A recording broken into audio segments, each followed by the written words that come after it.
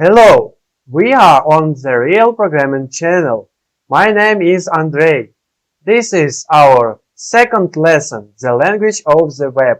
I greet you. Let's start. There are no double questions. So, HTML is just a bunch of text that I put around my text. For starters, remember that HTML stands for Hypertext Markup Language, so HTML gives you a way to mark up your text with text that tell the browser how your text is structured. But there is also the hypertext aspect of HTML, which we'll talk about a little later in the book. How does the browser decide how to display the HTML? HTML tells your browser about the structure of your document, where headings are, where paragraphs are, what text needs emphasis, and so on. Given this information, browsers have built-in default rules for how to display each of these elements. But you don't have to settle for the default setting.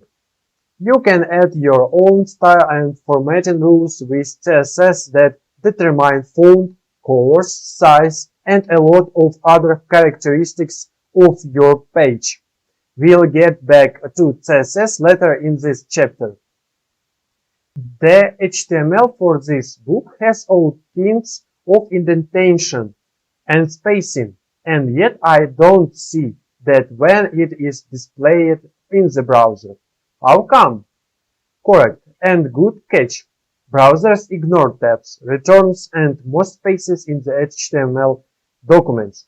Instead, they rely on your markup to determine where line and paragraph breaks occur. So why did we insert our own formatting if the browser is just going to ignore it? To help us more easily read the document when we're editing the HTML. As your HTML documents become more complicated, you'll find a few spaces, returns, and tabs here and there really help to improve the readability of the HTML. So, there are two levels of heading H1 and subheading H2. Actually, there are 6 at H1 toward H6, which the browser typically displays in successively smaller font sizes. Unless you are creating a complex and large document, you typically won't use the headings beyond H3. Why do I need the HTML tag? Isn't it obvious this in HTML document? The HTML text tells the browser your document is actually HTML. While some browsers will forgive you if you omit it, some won't, and as we move toward industrial stage HTML later in the book, you'll see it is quite important to include this tag. What makes a file an HTML file? An HTML file is a simple text file. Unlike a word processing file, there is no special formatting embedded in it. By convention, we add an HTML to the end of the file name to give the operation system a better idea of what the file is.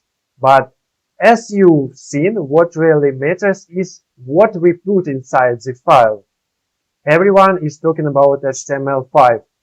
Are we using it? If so, why aren't we saying HTML5 instead of HTML? You're learning about HTML, and HTML5 just happens to be the latest version of HTML. HTML5 has had a lot of attention recently, and that's because it simplifies many of the ways we write HTML and enables some new functionality which we are going to cover in this lesson. It also provides some advanced features to its JavaScript application programming interfaces, and those are covered in Head First HTML5 programming. Markup seems silly. What you see is what you get. Applications have been around since the 70s. Why isn't the web based on a format like Microsoft Word or a similar application? The web is created out of text files without any special formatting characters. This enables any browsers in any part of the world to retrieve a web page and understand its contents. There are WYC, WYG applications out there like Dreamviewer, and they work great, but in the book we are going to take it down to the bare metal and start with text.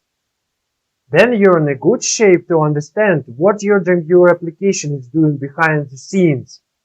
Is there any way to put comments to myself in HTML? Yes. If you place your comments in between and browser, we'll totally ignore them. Say you wanted to write a comment. Here's the beginnings of the long content. You do that like this. Here's the beginnings of the long content. Notice that you can put comments on multiple lines. Keep in mind, anything you put between the and the, even HTML, will be ignored by the browser. Sharpen your pencil. Exercise. You're closer to learning HTML than you think. Here is the HTML for the first long again. Take a look at the text and see if you can guess what they tell the browser about the content. Write your answers in the space on the right. We are already done the first couple for you. So, solution of exercise. Look on the screen. So, your big break at Starbucks Coffee. Starbucks Coffee has made a name for itself as the fastest growing coffee shop around. If you've seen one on your local corner, look across the street, you'll see another one. In fact, they've grown so quickly, they haven't even managed to put up a web page yet. And therein lies your big break.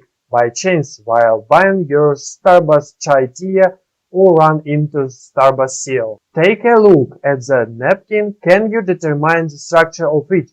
In other words, are there obvious headings, paragraphs? Is it missing anything like a title? Go ahead and mark up the napkin using your pencil with any structure you see and add anything that is something missing. You'll find our answers at the end of this chapter 1. And our second lesson is over. Thanks for watching. Subscribe to my channel, please. Put likes, share with friends, comment. Eat bananas, chocolate and nuts. Drink more water for the effective work of our brains. Bye.